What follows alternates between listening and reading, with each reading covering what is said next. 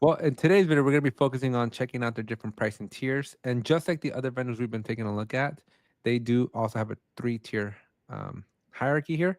Mhm. And just like the other ones, they also do have a free version as well. So we're going to be comparing and contrasting Bitbucket, focusing on Bitbucket, but also slowly but surely blending in a little bit of GitLab and a little bit of GitHub, just to kind of give you a full perspective. But make sure you do hit that subscribe button, because after we drop this video, Sean and I are going to do a separate video where we're going to give you our best recommendation for which Git tool you should be using based on your specific needs. So we're going to give you a couple of different options. So make sure you're subscribed and make sure you come back for that one.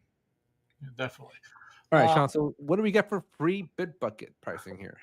well, really quick, since we did a lot of comparison to Atlassian on both GitHub and GitLab, um, hopefully we'll make up for it this session and compare Atlassian to both GitHub Git, and GitLab GitLab to be or Glub, GitLab, GitLub. GitLab. GitLab, yeah. All right. Well, so like GitLab, we are capped at 5 users. So as long as you're under 5, you're free forever. Although I feel that forever is not as forever as we once thought. No, it's a air quoted forever. It's an air quoted forever when they stop adding features to the free version and make it basically obsolete. But it is free for up to 5. And unlike unlike GitHub, where it's free for as many users because they don't state it.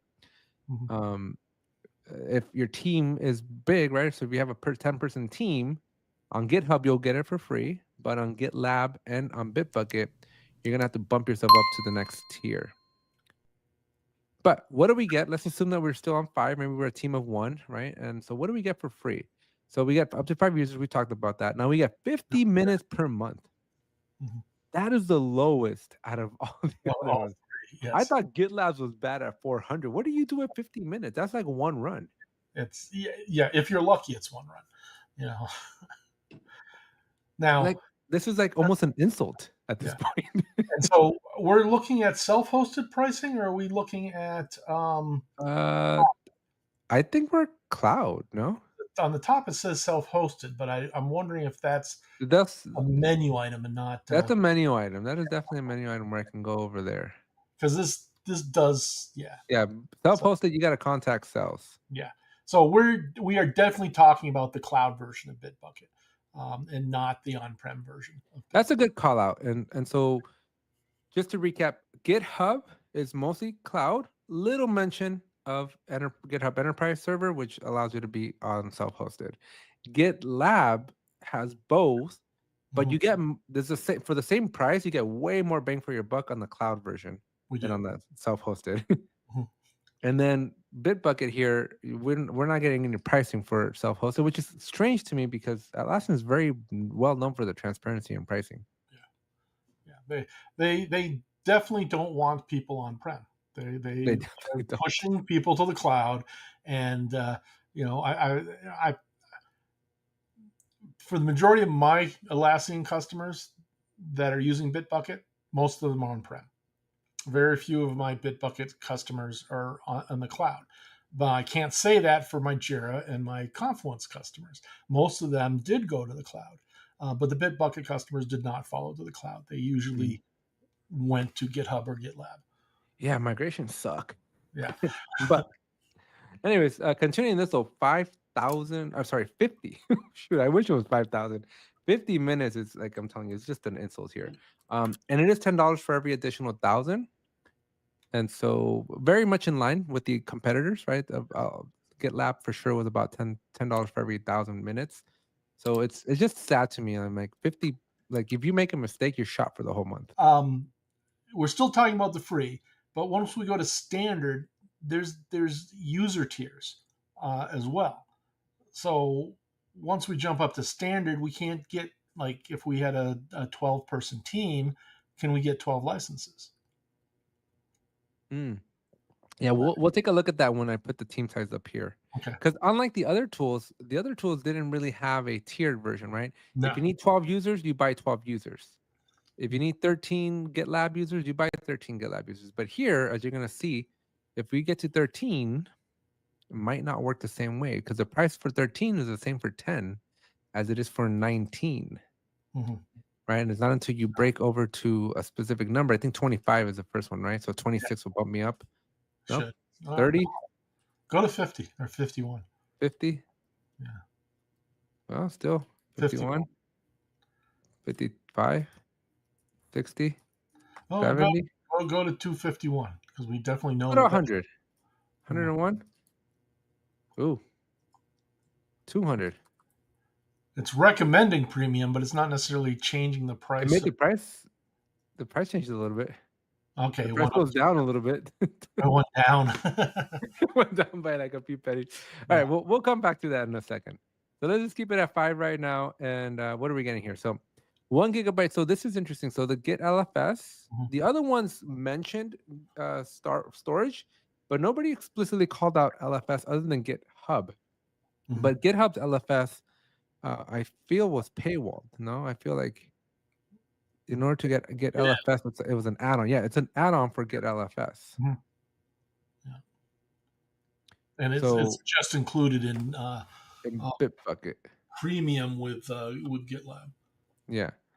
But So yes. So it this is wraps all the storage together. It doesn't care if you're using LFS versus documentation or whatever. mhm. So this one's an interesting one for me. A little good of a call out, but yeah, 1 GB Well, for 1 LFS gigabit's nothing for for LFS. LFS, right? Yeah. Code insights. So I'm not sure what code insights are, but apparently you get 3 integrations. So you apparently can connect up to 3 third-party connections. And when So you I'm assuming Code Insights is connections to like Copilot and things like that. mhm. We get 10 deployment environments. That's interesting. So none of the other ones were mentioning any deployments. Everybody was on the minutes, but not how many environments you can have. Yeah. So GitHub had environments, and but I'm not sure they uh, environment deployment branches and yeah.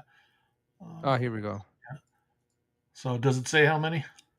No, but let me look down. There's an all features down here and see if there's anything down here. Yeah. Environment, It's deployment also called branches. workspaces. So if you see it under I workspaces, see environment deployment here, but nothing. yeah.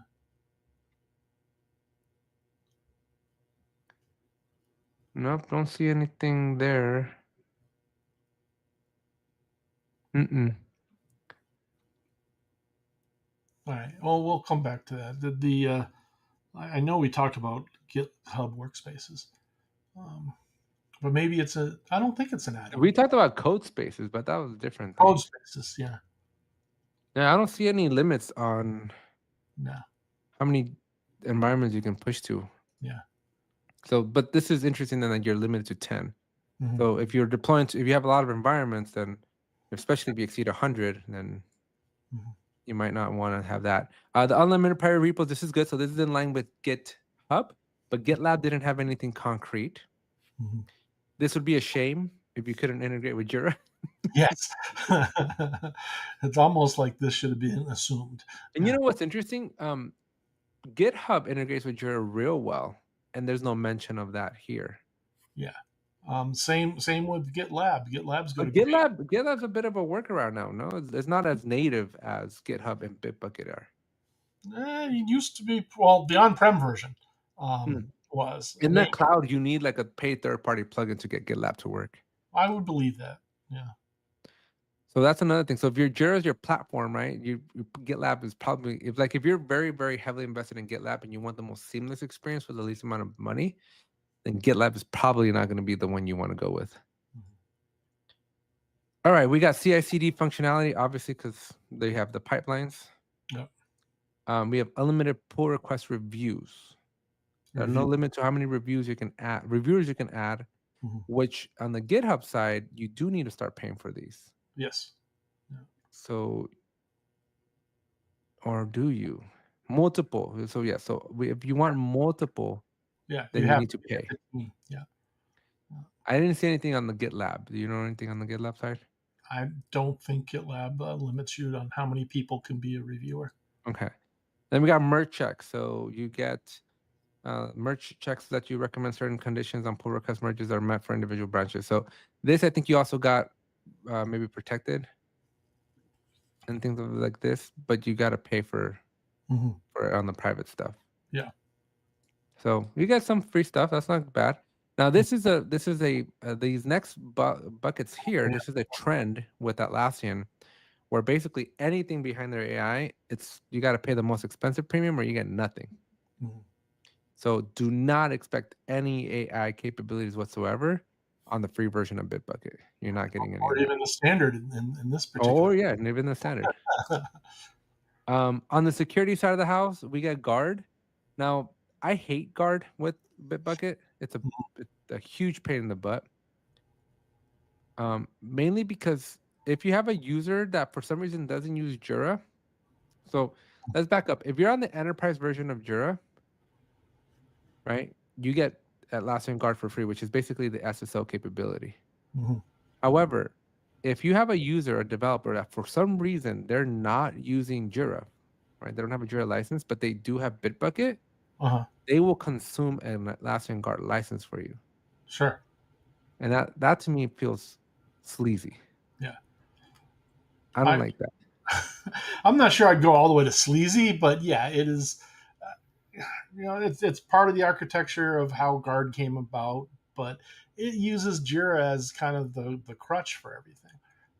It still sees Jira as the center of the universe in the Atlassian world. So even if you're only a Bitbucket user, but then one would argue is if you're using Bitbucket, why aren't you a Jira user too? Shouldn't you? That's what I've always argued to people is like, well, how are you like, why are you working on code and you don't have a story assigned to you? Yeah. Unless they're trying to get away with not having that many Jira licenses, but then that's how you end up with crappy products. Yeah. But at the same time, I don't. So I'm still in my Git learning journey, right? But you authenticate to Git using rather convoluted process, though.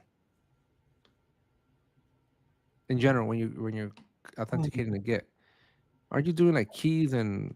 Oh, you mean like SSH keys and stuff like that? Yeah. Yeah. So that's yeah.